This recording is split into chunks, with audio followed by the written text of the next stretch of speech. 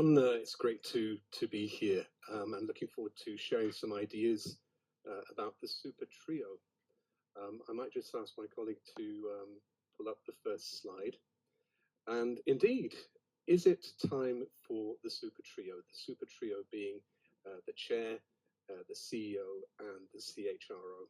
So just want to share some ideas with you about something that I think is hiding in plain sight for us.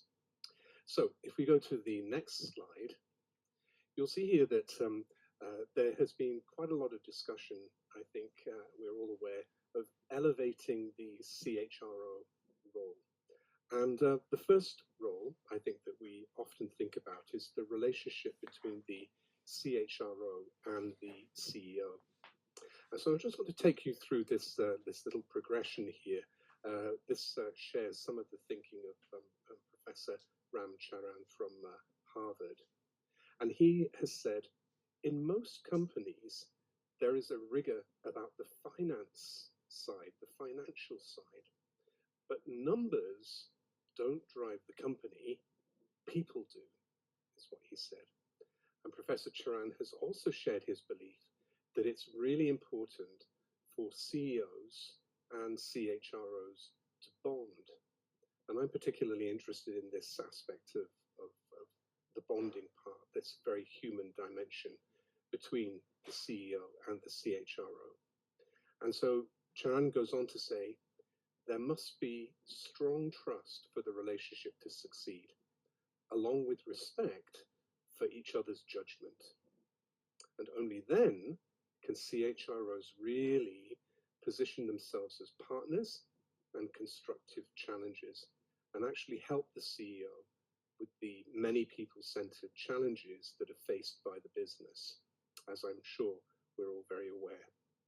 Now, that's only part of the story, of course, because there is another key relationship that we need to factor into this equation. And if we go to the next slide, that relationship is the one that the senior leaders of an organization have with the board of directors.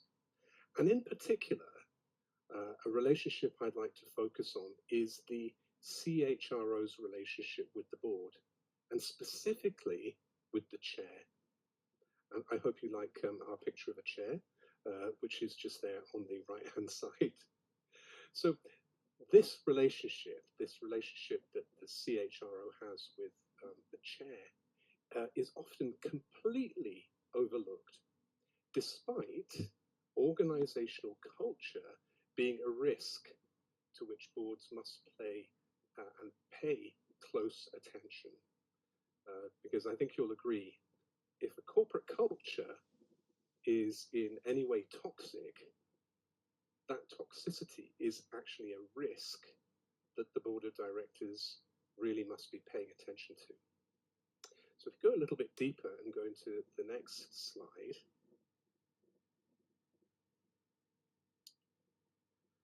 I believe that the CHRO should be part of what I call this chair, CEO, CHRO super trio. And I'm sure in Turkey, maybe a similar proverb, a similar saying. And we do sometimes say, two's company, but three's a crowd. In other words, how do you make a relationship of three people work? How do we make that super trio work? And really importantly, and very interestingly, what should the CHRO do in this particular set of relationships? So to understand that a little bit better, one of my dear colleagues and I came up with some scenarios where we asked ourselves the question, what would be the human dynamics happening between these three individuals? And we'll share those in just a moment. The reason for doing this is to understand those human relationships that are at work in the super trio. Because if we want to set the super trio up for success, then we really need to take account of the sometimes very sensitive human dynamics that exist between these different individuals. So if we go to the next slide, these two scenarios that you can see here are really depicting some stories. And just a quick guide to how to read these two figures. If we look at figure 1 on the left-hand side, you'll see we've got the chair, the CEO, and the CHRO in little circles.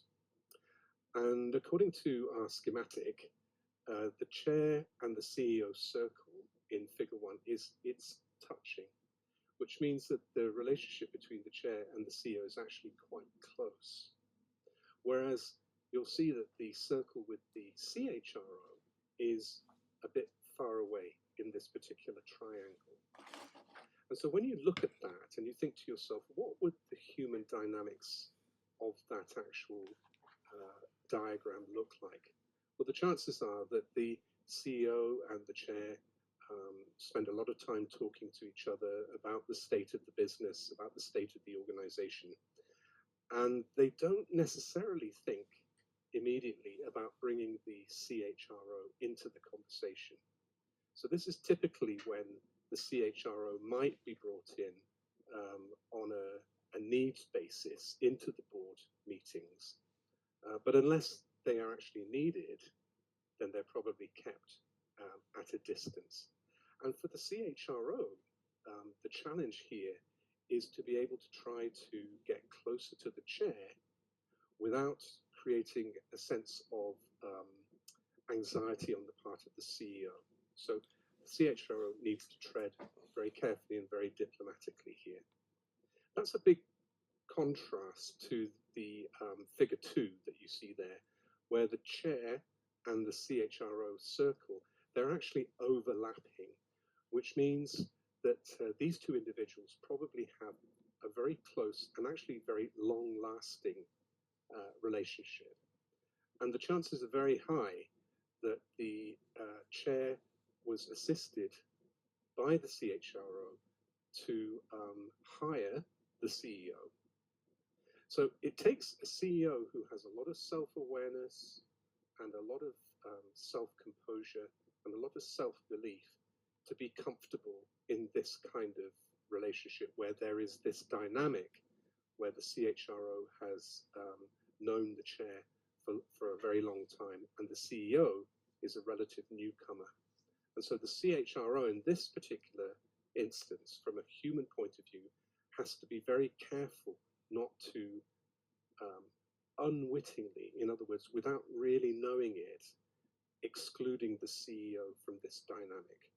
In other words, we want to sort of bring all of these three different individuals together into a very balanced circle, perhaps where all three of those circles tend to touch. Now, you may be curious as to why I've inserted a picture of a Turkish ferry in the bottom of my slide there. For those of you who are living in Istanbul, you will know this ferry, I think, very, very well. This is the ferry that is involved in taking swimmers across the Bosphorus.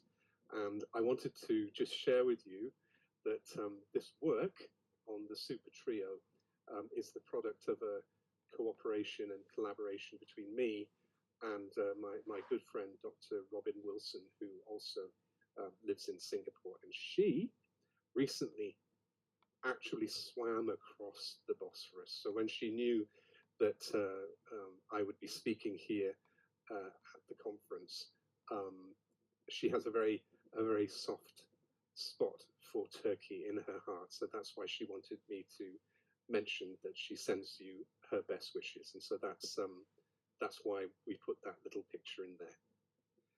Okay, so perhaps just going to the last slide then. I believe the time for the Super Trio is here. And my hope is that for the Super Trio, at a very bare minimum, they might be able to work supportively and assiduously to build a shared purpose that all three of them have, to be able to achieve clarity and to create momentum, and I think above all, and I'm sure you'll agree, to develop trust. I believe that all three should champion shared values such as integrity and compassion, and they should take time to circle back to these two virtues, these two values, on a regular basis to ensure that organizationally everything is on track. And I think this is a great way, particularly for the chair, to be able to monitor the culture and the climate of the organization. And so if the trios can achieve this, then we can refresh and reframe that old proverb, which is two's company, three's a crowd, for good. And we can set it behind us. And I hope you'll agree, therefore, that the time for super trios has arrived. And my hope would be that we can embrace it. So thank you so much for listening to me on those different points. And I, of course, will look forward to the discussion during the panel.